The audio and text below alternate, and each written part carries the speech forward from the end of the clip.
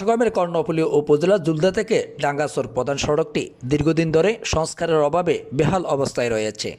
সড়কের বিভিন্ন স্থানে সৃষ্টি হয়েছে ছোট বড় অসংখ্য গর্ত। সামান্য বৃষ্টিপাত হলেই এসব গর্ত পানিতে তলিয়ে যায়। ফলে কোথায় গর্ত আর কোথায় সড়ক তা বোঝার উপায় থাকে না। স্থানীয়দের অভিযোগ, একটু বৃষ্টি হলেই সড়কটি যেন ছোট ছোট পুকুরে পরিণত হয়। এতে যানবাহন চলাচলের চরম দুর্ভোগ পোহাতে হচ্ছে। প্রতিদিন এই সড়ক দিয়ে রিক্সা, সিএনজি চালিত অটোরিকশা, মোটরসাইকেল এবং পণ্যবাহী ছোট বড় বিভিন্ন যানবাহন চলাচল করে। কিন্তু কানাখন্দের কারণে প্রায় দুর্ঘটনা ঘটছে এবং যানবাহনের বিভিন্ন যন্ত্রাংশ ক্ষতিগ্রস্ত হচ্ছে। এই অবস্থায় চালকদের গুনতে হচ্ছে অতিরিক্ত মেরামত ব্যয়, আর সাধারণ যাত্রীদের জীবনের ঝুঁকি নিয়ে চলাচল করতে হচ্ছে। সবচেয়ে বেশি ভোগান্তিতে পড়েছেন শিক্ষার্থী, চাকরিজীবী ও স্থানীয় বাসিন্দারা। স্থানীয়রা দ্রুত জুলদা ডাঙ্গাচর প্রধান সড়কটি সংস্কারের জন্য সংশ্লিষ্ট কর্তৃপক্ষের জরুরি হস্তক্ষেপ কামনা করেছেন। তাদের দাবি, সড়কটি দ্রুত মেরামত করা না হলে বর্ষা মৌসুমে জনদুর্ভোগ আরও বেড়ে যাবে।